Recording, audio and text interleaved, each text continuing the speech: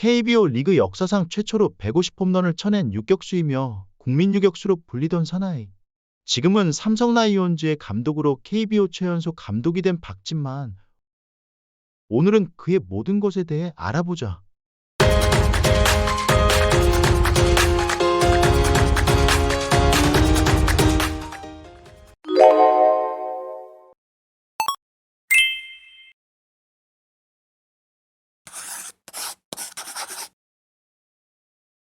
어려서부터 땀냄새 가득 풍기며 동네 골목길과 학교 운동장을 뛰고 달렸던 박진만은 축구를 좋아했다. 축구뿐만 아니라 운동이라면 사족을 못 쓰던 박진만은 초사 교내 체육대회에서 공 던지기 1등을 했다. 아버지, 저 오늘 학교 체육대회에서 공 던지기 1등 했어요.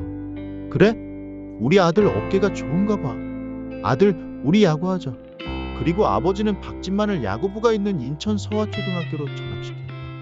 그동안 학업을 이유로 본격적인 운동은 반대했던 아버지는 박진만에게 야구를 소개했다. 처음으로 새하얀 야구 유니폼을 입던 날, 하얗고 단단한 야구공을 손에 쥐던 날, 박진만의 가슴은 쿵쾅거렸다고 한다. 포지션은 투수.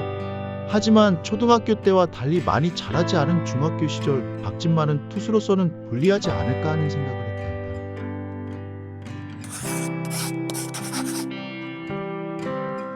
중학교를 졸업하고 인천고등학교에 진학한 박진만. 마치 족집게처럼 자신의 고민을 꼭 짚은 감독으로부터 유격수 변신을 제안받는다. 박진만, 너 중학교 때까진 투수였지만 솔직히 체격이 좀 작다고 생각하지 않냐?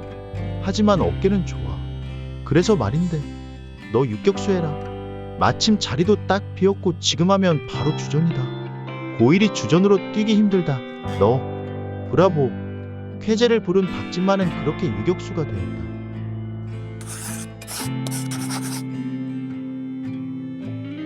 타고난 어깨와 정확한 송구, 그리고 센스 있는 경기로 박진만은 고1 때부터 고교 최고의 유격수로 이름을 떨쳤다.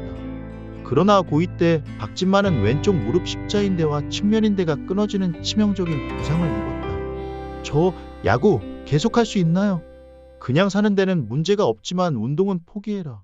만약 이 상태에서 계속 운동을 한다면 평생 불편한 다리로 살아야 할 거야. 하늘이 노래졌다. 초등학교 4학년 때부터 7년을 야구에 목숨 건 촉망받는 고교 선수에게 그것은 마치 잘 나가던 회사가 상장을 앞두고 부도가 나 버린 꼴이었다. 많이 울었죠. 야구를 안 하면 내가 뭘 하나. 무섭고 화나고. 그때 생전 처음 깡소주를 마셨어요. 그러다 결심했죠. 이거 아니면 안 될 것 같은데 물러서지 말자. 한번 해보자. 끝장을 보자. 그렇게 생각하고 바로 휴학했어요. 그리고 혼자 헬스클럽과 수영장을 오가면서 1년 동안 재활훈련을 했어요.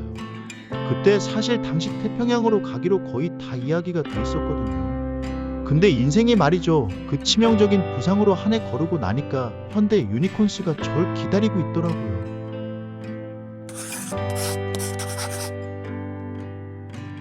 고교 졸업 후 고려대 진학이 결정되었으나 박진만이 인천에서 신체검사 받고 나오는 것을 현대 유니콘스 스카우트팀이 납치했다. 스카우트들의 끈질긴 설득 끝에 계약금 2억 8천만 원을 받고 결국 고향팀 현대의 연고지 고조로선 지명 선수로 입단하게 되었다. 덕분에 3억 원짜리 고조야수가 탄생했다. 현대는 인천고 유격수 박진만과 계약금 2억 8천만 원, 연봉 2천만 원의 역대야수 최고 대우로 계약했다. 연봉 포함 3억 원은 당시 역대 4위에 해당하는 액수며 야수로서는 당시 최고액이다.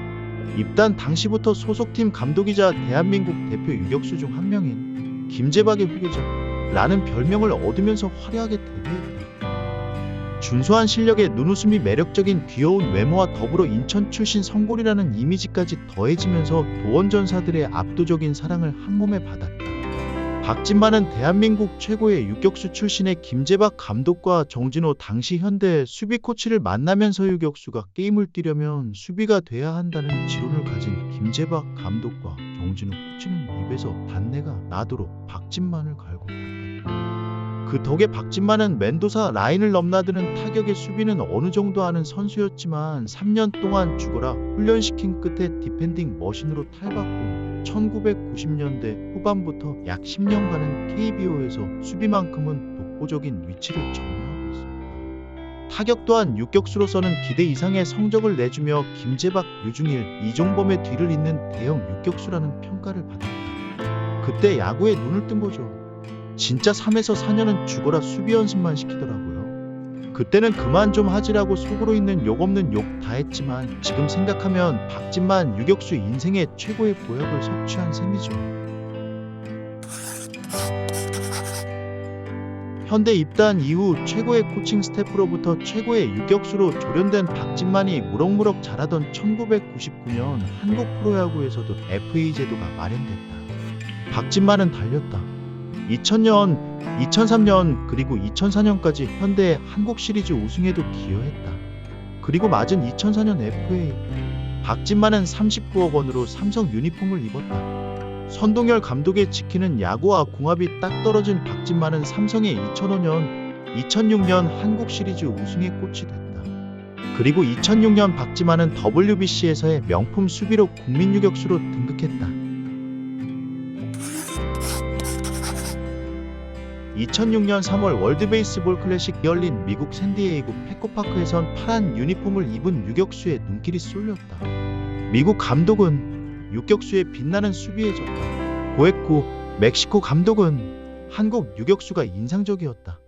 위치 선정이 뛰어나고 움직임도 빠르다. 고 혀를 내둘렀다. 대표팀 수훈과 박진만을 두고 한 말이었다.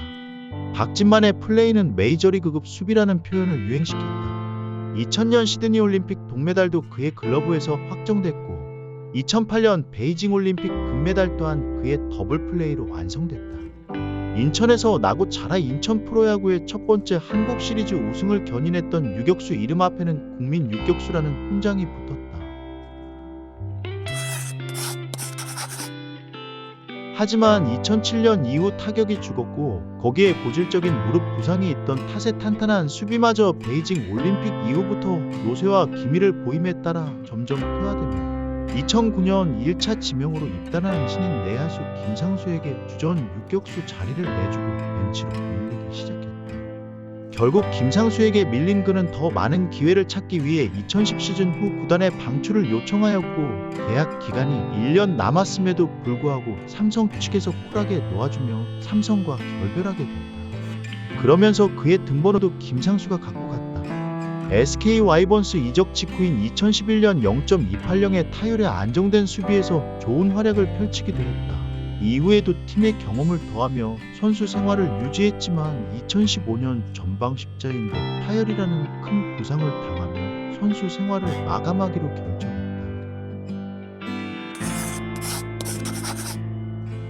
현대 유니폼을 입고 4번의 한국 시리즈 우승 반지와 3번의 골든글러브 챙긴 박진만은 2005년 삼성으로 이적해 2개의 우승 반지를 추가로 수집했다.